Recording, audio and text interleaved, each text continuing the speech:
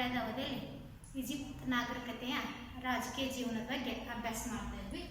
ಅದರ ಮುಂದಿನ ಅವಧಿ ನೋಡಿ, ಈಜಿಪ್ತಿನ ರಾಜಕೀಯ ಜೀವನ ಹೆಂಗಿತ್ತು ಅಂತ ನಾವು ತೆಗೆದುಕೊಂಡಾಗ, ಈಜಿಪ್ತನ್ನ ಆಳ್ಕೆ ಮಾಡುತ್ತಿರುವಂತಹ ರಾಜರುಗಳನ್ನ ಈಜಿಪ್ಟ್ ನಾಗರಿಕತೆಗಳಲ್ಲಿ ಫೆರೋಗಳು ಅಂತ ಹೇಳಿ ಕರೀತಾ ಇದ್ರು ಅನ್ನೋದನ್ನ ನಾವು ಇಲ್ಲಿ ಗಮನಿಸಬಹುದು. ನೋಡಿ, ಇಲ್ಲಿ ಫೆರೋಗಳು ಅಂತ ನಾವು ತೆಗೆದುಕೊಂಡಾಗ ಈಜಿಪ್ತಿನ ರಾಜರನ್ನ ಫೆರೋಗಳು ಅಂತ ಹೇಳಿ ಕರೀತಿದ್ರು. ಮತ್ತು ಈ ಫೆರೋಗಳು ಏನಪ್ಪಾ ಅಂದ್ರೆ ಸಾಕ್ಷಾತ್ ದೇವರ ಪ್ರತಿನಿಧಿಗಳಾಗಿ ಕಾರ್ಯವನ್ನ ಅಥವಾ ಆಳ್ವಿಕೆಯನ್ನ ಮಾಡ್ತಾ ಇದ್ರು. ಮತ್ತು ದೇವರ ಪ್ರತಿನಿಧಿಗಳಾಗಿ ಫೆರೋಗಳು ಆಡಳಿತವನ್ನ ಮಾಡೋದ್ರ ಜೊತೆಗೆ ರಾಜಕೀಯ ಮತ್ತು ಧಾರ್ಮಿಕ ಅಧಿಕಾರಗಳೆರಡು ಏನ್ರಿ ಫೆರೋನ ಕೈಯಲ್ಲಿ ಕೇಂದ್ರೀಕೃತವಾಗಿತ್ತು ಅನ್ನೋದನ್ನ ನಾವಿಲ್ಲಿ ಗಮನಿಸಬಹುದು. ಉದಾಹರಣೆ ಅಂತ ನಾವು ತೆಗೆದುಕೊಂಡಾಗ ಫೆರೋಮಿನಸ್ ಉತ್ತರ ಮತ್ತು ದಕ್ಷಿಣ ಈಜಿಪ್ತನ್ನ ಎರಡನ್ನು ಒಟ್ಟುಗೂಡಿಸುವುದರ ಮೂಲಕ ಕ್ರಿಸ್ತಪೂರ್ವ 3000ರಲ್ಲಿ ಉತ್ತರ ಈಜಿಪ್ಟ್ ಮತ್ತು ದಕ್ಷಿಣ ಈಜಿಪ್ಟ್ ಅನ್ನ ಒಂದುಗೂಡಿಸಿ ಏನಪ್ಪಾ ಅಂದ್ರೆ ಒಂದು ಉತ್ತಮವಾದಂತ ಆಳ್ವಿಕೆಯನ್ನ ಮಾಡಿದ ಮತ್ತು ಮೆಂಫಿಸ್ ಎನ್ನುವಂತಹ ನಗರವನ್ನ ತನ್ನ ರಾಜಧಾನಿಯನ್ನಾಗಿ ಮಾಡಿಕೊಂಡ. ಈ ರೀತಿಯಾಗಿ ಫೆರೋಮಿನಸ್ ಏನಪ್ಪಾ ಅಂದ್ರೆ ಈಜಿಪ್ಟ್ ನಾಗರಿಕತೆಯಲ್ಲಿ ದೇವರ ಪ್ರತಿನಿಧಿಯಾಗಿ ಕಾರ್ಯವನ್ನು ನಿರ್ವಹಿಸುವ ಮೂಲಕ ಪ್ರದೇಶಗಳನ್ನ ಗೆದ್ದು ಈಜಿಪ್ಟನ್ನ ಏನ್ ಮಾಡಿದ್ರಿ, ಅದರ ಸಾಮ್ರಾಜ್ಯವನ್ನು ವಿಸ್ತರಿಸುವಂತ ಪ್ರಯತ್ನ ಮಾಡಿದ್ರು. ಇನ್ನು ಈಜಿಪ್ಟ್ ಸುಮಾರು ಸುದೀರ್ಘವಾಗಿ 3000 ವರ್ಷಗಳ ಕಾಲ ಆಳ್ವಿಕೆ ಮಾಡುವುದಕ್ಕೆ ಪ್ರಮುಖವಾದಂತಹ ರಾಜಕೀಯ ವ್ಯವಸ್ಥೆ ಲಕ್ಷಣಗಳು ಏನಾಗಿದ್ವು ಅಂತ ನಾವು ತೆಗೆದುಕೊಂಡಾಗ ಬಲಿಷ್ಠವಾದ ಕೇಂದ್ರ ಸರ್ಕಾರ.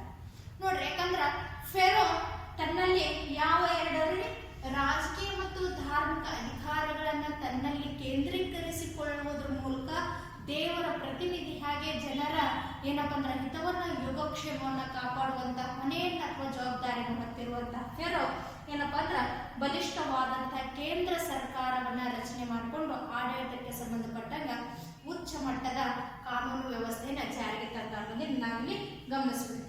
ಇನ್ನ ಪರಮಾಧಿಕಾರದ ರಾಜ್ಯ ವ್ಯವಸ್ಥೆ, ಇದು ಕೂಡ ಈಜಿಪ್ಟ್ ನಾಗರಿಕತೆಯ ರಾಜಕೀಯ ಲಕ್ಷಣಗಳಲ್ಲಿ ಒಂದು ಅನ್ನೋದನ್ನ ನಾವಿಲ್ಲಿ ಗಮನಿಸಬೇಕು. ನೋಡಿ, ಇಡೀ ಆಡಳಿತದ ಕೇಂದ್ರ ಬಿಂದು ಯಾರಾಗಿದ್ರಪ್ಪ ಅಂದ್ರ ಫೆರೋ ಆಗಿದ್ದ. ಆದ್ದರಿಂದ ಆಡಳಿತಕ್ಕೆ ಸಂಬಂಧಪಟ್ಟಂತ ಧಾರ್ಮಿಕ ಇರ್ಬೋದು, ಆರ್ಥಿಕ ಇರ್ಬೋದು, ಸಾಮಾಜಿಕ ಇರ್ಬೋದು, ಹೀಗೆ ಪ್ರತಿಯೊಂದು ಕ್ಷೇತ್ರದ ಆಳ್ವಿಕೆಗೆ ಸಂಬಂಧಪಟ್ಟಾಗ ಫೆರೋನಿಗೆ ಆಡಳಿತದಲ್ಲಿ ಏನಪ್ಪಾ ಅಂದ್ರ ಮಂತ್ರಿಗಳು ಸಲಹೆ ಸೂಚನೆಗಳನ್ನು ನೀಡಿದ್ರು ಕೂಡ ಅಂತಿಮವಾದಂತ ನಿರ್ಧಾರ ತೆಗೆದುಕೊಳ್ಳುವಂತ ಅಧಿಕಾರ ಯಾರಿಗಿತ್ತು? ಫೆರೋಗೆ ಇತ್ತು. ಈ ರೀತಿಯಾಗಿ ಪರಮಾಧಿಕಾರದ ರಾಜ್ಯ ವ್ಯವಸ್ಥೆ ಅಂದ್ರೆ ತನ್ನಲ್ಲೇ ಏನಪ್ಪಾ ಅಂದ್ರೆ ಕೇಂದ್ರೀಕೃತವಾದಂತ ಆಳ್ವಿಕೆ, ಎಲ್ಲಾ ಆಡಳಿತವನ್ನ ಏನಪ್ಪಾ ಅಂದ್ರೆ ವಿಭಾಗ ಮಾಡಿದ್ರು ಕೂಡ ಎಲ್ಲಾ ಆಡಳಿತದ ಅಧಿಕಾರಗಳು ಫೆರೋನ ಏನಪ್ಪಾ ಅಂದ್ರ ಸಲಹೆ ಸೂಚನೆಗಳನ್ನ ಫೆರೋನ ತೀರ್ಮಾನಗಳಿಗೆ ಅಂಗೀಕೃತರಾಗಿ ಕಾರ್ಯವನ್ನ ನಿರ್ವಹಿಸಬೇಕಾಗಿತ್ತು. ಎಲ್ಲ ಅಧಿಕಾರ ತನ್ನಲ್ಲಿ ಕೇಂದ್ರೀಕೃತವಾಗಿತ್ತು. ಆದ್ದರಿಂದ ಉನ್ನತ ಮಟ್ಟದ ಪರಮಾಧಿಕಾರದ ರಾಜ್ಯ ವ್ಯವಸ್ಥೆಯನ್ನ ಹಾಕಿಕೊಳ್ಳುವುದರ ಮೂಲಕ ಈಜಿಪ್ಟ್ ನಾಗರಿಕತೆ ಫೆರೋಗಳು ಒಂದು ಸುದೀರ್ಘವಾದಂತ ಆಡಳಿತ ವ್ಯವಸ್ಥೆಯನ್ನ ಜಾರಿಗೆ ತಂದುಕೊಳ್ಳುವುದನ್ನ ನಾವಿಲ್ಲಿ ಗಮನಿಸಬೇಕು. ಇನ್ನು ಸುನಿಯಂತ್ರಿತ ಆಡಳಿತ ವ್ಯವಸ್ಥೆ, ಒಂದು ಸೈನ್ಯವನ್ನ ಅಥವಾ ಒಂದು ರಾಜ್ಯವನ್ನ ಸುಮಾರು ಸುದೀರ್ಘವಾಗಿ 106 ವರ್ಷ ಇಲ್ಲ 1000 ವರ್ಷಗಳ ಕಾಲ ಸುದೀರ್ಘವಾಗಿ ಆಳ್ವಿಕೆ ಮಾಡೋದಕ್ಕ ಏನಪ್ಪಾ ಅಂದ್ರ ಆ ಫೆರೋಗಳು ಸಂಘಟಿಸಿದಂತ ಸೈನ್ಯ ವ್ಯವಸ್ಥೆ ಇರ್ಬೋದು, ಕಾನೂನಿನ ಏನಪ್ಪಾ ಅಂದ್ರ ವಿವಿಧ ಹಂತದ ಕಾಯ್ದೆ ಕಾನೂನುಗಳ ಜಾರಿಗೆ ಮತ್ತು ಪಾಲನೆ ಇರ್ಬೋದು, ಹೀಗೆ ಒಂದು ಸುವ್ಯವಸ್ಥಿತವಾದಂತಹ ಏನಪ್ಪಾ ಅಂದ್ರೆ ಕಟ್ಟುನಿಟ್ಟಿನ ಕಾನೂನುಗಳನ್ನ ಜಾರಿಗೆ ತರುವುದರ ಮೂಲಕ ಪಾಲನೆ ಮಾಡುವುದರ ಮೂಲಕ ಒಂದು ವ್ಯವಸ್ಥಿತವಾದಂತಹ ಮಾದರಿ ಆಡಳಿತ ವ್ಯವಸ್ಥೆಯನ್ನ ಈಜಿಪ್ಟಿಯನ್ನರು ಜಾರಿಗೆ ತಂದರು ಅನ್ನೋದನ್ನ ನಾವಿಲ್ಲಿ ಗಮನಿಸ್ತೀವಿ. ಇನ್ನು ಕಟ್ಟುನಿಟ್ಟಿನ ಕಾನೂನು ಪಾಲನೆ, ಒಂದು ರಾಜಮನೆತನ ಸುದೀರ್ಘವಾಗಿ ಉತ್ತಮವಾದಂತ ಆಳ್ವಿಕೆಯನ್ನ ಪ್ರಜೆಗಳಿಗೆ ನೀಡಬೇಕಾದ್ರ ಅಲ್ಲಿ ಯಾವ ಲಕ್ಷಣ ಕಾರ್ಯನಿರ್ವಹಿಸ್ತಿದ್ದಪ್ಪ ಅಂದ್ರ ಕಟ್ಟುನಿಟ್ಟಿನ ಕಾನೂನಿನ ಪಾಲನೆ. ಅಷ್ಟು ಏನಪ್ಪಾ ಅಂದ್ರ ಯಾವುದೇ ಒಬ್ಬ ಸಾಮಾನ್ಯ ವ್ಯಕ್ತಿ ಆಗಲಿ ಅಥವಾ ಫೆರೋನ ಅಧಿಕಾರಿ ವರ್ಗ ಯಾವುದೇ ತಪ್ಪು ಮಾಡಿದ್ರು ಸರಿ ಸಮಾನವಾದಂತ ಕಾನೂನುಗಳನ್ನ ಪಾಲನೆ ಮಾಡುವುದರ ಮೂಲಕ ಒಂದು ಸುವ್ಯವಸ್ಥಿತವಾದಂತಹ ಆಡಳಿತವನ್ನ ಜಾರಿಗೆ ತಂದಂತಹ ಈಜಿಪ್ಟಿಯನ್ನರು ಸುದೀರ್ಘವಾಗಿ ಆಡಳಿತ ಕ್ಷೇತ್ರದಲ್ಲಿ ರಾಜಕೀಯವಾಗಿ ಹಿತೋಟಿಯನ್ನು ಸಾಧಿಸುವಲ್ಲಿ ಸಹಾಯಕ ಆಯಿತು ಅನ್ನೋದನ್ನ ನಾವಿಲ್ಲಿ ಗಮನಿಸ್ತೀವಿ.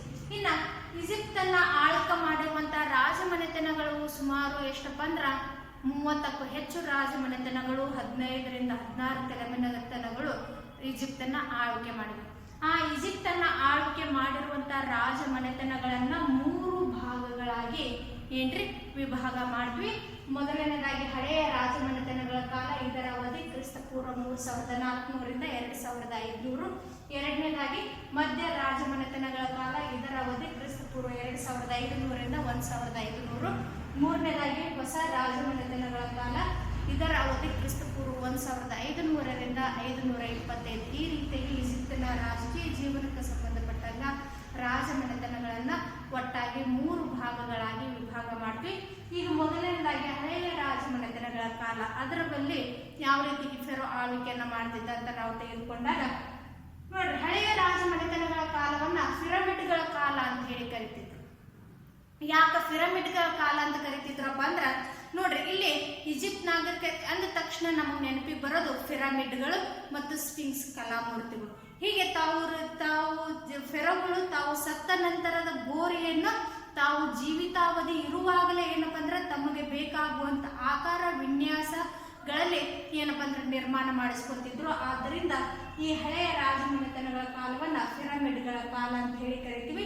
ಮತ್ತು ಈ ಹಳೆಯ ರಾಜ ಮನೆತನದ ಕಾಲದಲ್ಲಿ ಅಥವಾ ಅವಧಿಯಲ್ಲಿ ಫೆರೋ ಬಲಿಷ್ಠನಾಗಿದ್ದುಕೊಂಡು ಏನ್ ಮಾಡ್ತಿದ್ನಪ್ಪ ಅಂದ್ರ ಆಡಳಿತವನ್ನ ನಡೆಸ್ತಿದ್ದ. ಫೆರೋ ಬಲಿಷ್ಠನಾಗಿದ್ದುಕೊಂಡು ಅಥವಾ ಅತ್ಯಂತ ಹೆಚ್ಚು ಶಕ್ತಿಶಾಲಿಯಾಗಿ ಆಳ್ವಿಕೆಯನ್ನ ಮಾಡೋದ್ರ ಮೂಲಕ ಆಡಳಿತಕ್ಕೆ ಸಂಬಂಧಪಟ್ಟಂಗ ಫೆರೋನಿಗೆ ಆಡಳಿತದಲ್ಲಿ ಸಲಹೆ ಸೂಚನೆಗಳನ್ನ ನೀಡುವುದಕ್ಕ ಒಂದು ಏನಪ್ಪಾ ಅಂದ್ರ ಹಿರಿಯರ ಸಭೆ ಇತ್ತು. ಆದ್ರೆ ಹಿರಿಯರು ನೀಡಿದಂತ ಸಭೆಯನ್ನು ಫೆರೋ ಏನಪ್ಪಾ ಅಂದ್ರೆ ಕಡ್ಡಾಯವಾಗಿ ಅನುಸರಿಸಬೇಕು ಎನ್ನುವಂತಹ ನಿಯಮ ಮಾತ್ರ ಇರಲಿಲ್ಲ. ಅಂತಿಮ ನಿರ್ಧಾರ ಫೆರೋನದ್ದು ಆಗಿತ್ತು ಅನ್ನೋದನ್ನ ನಾವಿಲ್ಲಿ ಗಮನಿಸುವುದು. ಅದರ ಜೊತೆಗೆ ಬಲಿಷ್ಠವಾದಂತಹ ಫೆರೋ ಆಡಳಿತಕ್ಕೆ ಸಂಬಂಧಪಟ್ಟಂಗ ವಿಜೀರನೆಂಬ ಪ್ರಧಾನ ಮಂತ್ರಿಯನ್ನ ನೇಮಕ ಮಾಡಿಕೊಂಡ.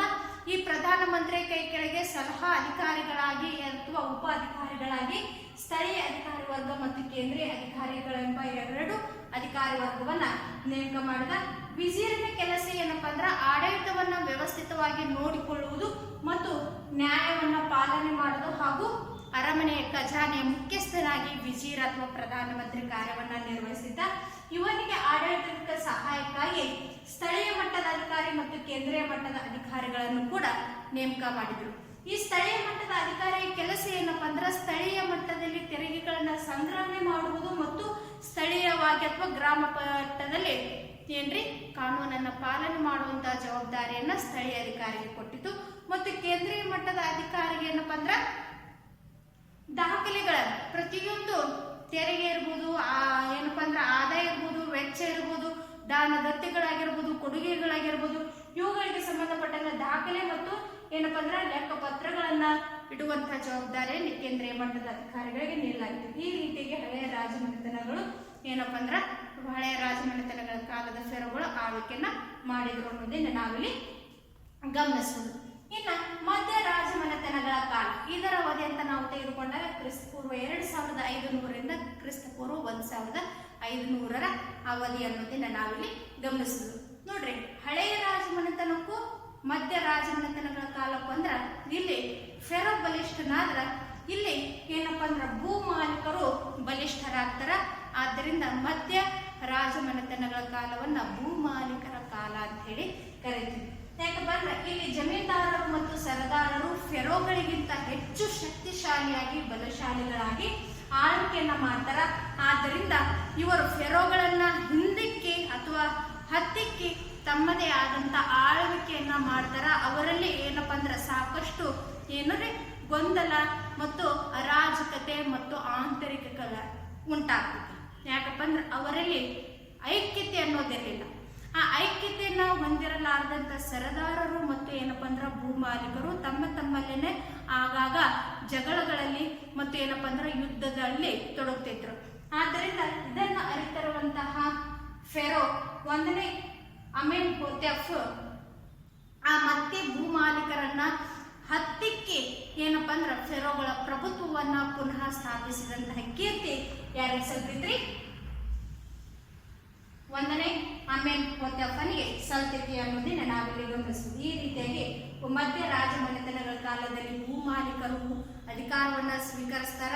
ಆ ಭೂಮಾಲೀಕರು ಅಂತಃಕಲಹದಲ್ಲಿ ಮತ್ತು ಯುದ್ಧದಲ್ಲಿ ತೊಡಗಿ ತಮ್ಮಲ್ಲಿರುವಂತಹ ಐಕ್ಯತೆಯನ್ನ ಏನಪ್ಪಾ ಅಂದ್ರ ಐಕ್ಯತೆ ಇರಲಾರದರ ಪರಿಣಾಮವಾಗಿ ಮತ್ತೆ ಒಂದನೇ ಅಮೆನ್ಹೋತೆಪ್ ಫೇರೋಗಳ ಪ್ರಭುತ್ವವನ್ನು ಪುನಃ ಸ್ಥಾಪಿಸಿದರು. ಇನ್ನು ಹೊಸ ರಾಜಮನೆತನಗಳ ಕಾಲ ಅಂತ ನಾವು ತೆಗೆದುಕೊಂಡಾಗ ಕ್ರಿಸ್ತಪೂರ್ವ 1500ರಿಂದ ಕ್ರಿಸ್ತಪೂರ್ವ 525ರವರೆಗಿನ ಅವಧಿಯನ್ನು ಹೊಸ ರಾಜಮನೆತನಗಳ ಕಾಲ ಅಂತ ಹೇಳಿ ಕರಿತೀವಿ. ಈ ಅವಧಿಯಲ್ಲಿ ಫೆರೋ ಏನ್ ಮಾಡಿದ್ನಪ್ಪ ಅಂದ್ರ ಒಂದು ಬಲಿಷ್ಠವಾದಂತ ಸೈನ್ಯವನ್ನ ಸಂಘಟಿಸುವಲ್ಲಿ ಕಾಲ್ದಳ ಇರ್ಬೋದು, ಅಶ್ವದಳ ಇರ್ಬೋದು, ಗಜದಳ ಇರ್ಬೋದು, ಹೀಗೆ ವಿವಿಧ ಬಗೆಯ ಸೈನ್ಯವನ್ನ ಸಂಘಟಿಸುವಂತ ಕಾರ್ಯದಲ್ಲಿ ಪ್ರಯತ್ನವನ್ನ ಏನ್ ಮಾಡಿದಪ್ಪ ಅಂದ್ರ ತನ್ನನ್ನು ತಾನು ತೊಡಗಿಸಿಕೊಳ್ಳುವುದರ ಮೂಲಕ ಸಾಮ್ರಾಜ್ಯವನ್ನ ನಿರ್ಮಾಣ ಮಾಡುವಂತ ಪ್ರಕ್ರಿಯೆಯಲ್ಲಿ ಕೂಡ ಫೆರೋ ತನ್ನನ್ನು ತಾನು ತೊಡಗಿಸಿಕೊಳ್ಳುವುದರ ಮೂಲಕ ಫೆರೋನ ಪ್ರಭುತ್ವವನ್ನ ಮತ್ತಷ್ಟು ಏನಪ್ಪ ಅಂದ್ರೆ ಉನ್ನತ ಮಟ್ಟಕ್ಕೆ ಏರಿಸುವಂತ ಪ್ರಯತ್ನವನ್ನ ಹೊಸ ರಾಜಮನೆತನಗಳ ಕಾಲದಲ್ಲಿ ನಾವಿಲ್ಲಿ ಗಮನಿಸಬಹುದು.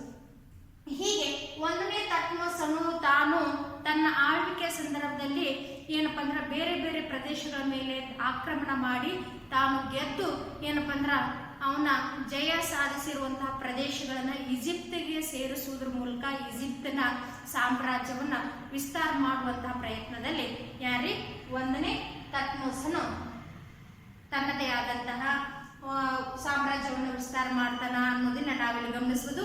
ಒಂದನೇ ತತ್ಮೋಸನ ನಂತರ ಅವನ ಉತ್ತರಾಧಿಕಾರಿಯಾಗಿ ಅವನ ಮಗಳಾಗಿರುವಂತಹ ರಾಣಿ ಹತ್ಷೆಪ್ಸುಟ್ ಏನಪ್ಪ ಅಂದ್ರೆ ಈಜಿಪ್ಟಿನ ಸಾಮ್ರಾಜ್ಞಿಯಾಗಿ ಸುಮಾರು 21 ವರ್ಷಗಳ ಕಾಲ ಸುದೀರ್ಘವಾದಂತ ತಂದೆಯಂತಹ ಏನಪ್ಪ ಅಂದ್ರ ಅತ್ಯಂತ ಬಲಿಷ್ಠ ಶ್ರೇಷ್ಠ ಏನಪ್ಪ ಅಂದ್ರ ಆಳ್ವಿಕೆಯನ್ನ ಮಾಡ್ತಾಳ. ಆದ್ದರಿಂದ ನೋಡ್ರಿ, ರಾಣಿ ಹತ್ಷೆಪ್ಸುಟ್ ಜಗತ್ತಿನ ಅಥವಾ ಪ್ರಾಚೀನ ಜಗತ್ತಿನ ಇತಿಹಾಸದ ಮೊಟ್ಟ ಮೊದಲ ಸಾಮ್ರಾಜ್ಞಿ ಎನ್ನುವಂತ ಕೀರ್ತಿ ಕೂಡ ಯಾರಿಗ್ರಿ ಹತ್ಷೆಪ್ಸುಟ್ ಸಿಗ್ತೈತಿ ಅನ್ನೋದನ್ನ ನಾವಿಲ್ಲಿ ಗಮನಿಸಬಹುದು. ಈ ರೀತಿಯಾಗಿ ಏನಪ್ಪ ಅಂದ್ರ ಪ್ರಪಂಚದ ಜಾಗತಿಕ ಇತಿಹಾಸದ ಪುಟಗಳೆಲ್ಲನ ಏನಪ್ಪ ಅಂದ್ರ ಒಬ್ಬ ಸ್ತ್ರೀಯು ಕೂಡ ಪುರುಷರಂತೆಯೇ ಸಮರ್ಥ ರೀತಿಯಾದಂತ ಸರ್ವ ರೀತಿಯಲ್ಲೂ ಕೂಡ ದಕ್ಷ ಆಳ್ವಿಕೆಯನ್ನು ಮಾಡಿದಂತ ಕೀರ್ತಿ ಯಾರಿಗ್ರಿ ರಾಣಿ ಹತ್ಷೆಪ್ಸುಟ್ ಸಂತತಿ. ಆದ್ದರಿಂದ ಇವಳನ್ನ ಜಗತ್ತಿನ ಅಥವಾ ಪ್ರಪಂಚದ ಜಾಗತಿಕ ಇತಿಹಾಸದ ಪ್ರಥಮ ಸಾಮ್ರಾಜ್ಞಿ ಎಂದು ಕೂಡ ಕರೀತಾರೆ. 1 ಮಾರ್ಕ್ಸಿಗೆ ಬರುವಂತ ಫಿಕ್ಸ್ ಕ್ವಶನ್. ಜಗತ್ತಿನ ಪ್ರಥಮ ಸಾಮ್ರಾಜ್ಞಿ ಯಾರು ಅಂತ ರಾಣಿ ಹತ್ಷೆಪ್ಸುಟ್. ಇವಳು ಒಂದನೇ ತತ್ಮೋಸನ ಮಗಳಾಗಿದ್ಲು ಅನ್ನೋದನ್ನ ನಾವಿಲ್ಲಿ ಗಮನಿಸ್ತೀವಿ. ಈ ರೀತಿಯಾಗಿ ಈಜಿಪ್ಟ್ ನಾಗರಿಕತೆಯನ್ನ ರಾಜಕೀಯ ಜೀವನವನ್ನ 3 ಭಾಗಗಳಾಗಿ ಅಭ್ಯಾಸ ಮಾಡ್ತೀವಿ. ಹಳೆಯ ರಾಜಮನೆತನಗಳ ಕಾಲ, ಮಧ್ಯ ರಾಜಮನೆತನಗಳ ಕಾಲ ಮತ್ತು ಹೊಸ ರಾಜಮನೆತನಗಳ ಕಾಲ ಅನ್ನೋದನ್ನ ನಾವಿಲ್ಲಿ ಗಮನಿಸ್ತೀವಿ. ಧನ್ಯವಾದಗಳು.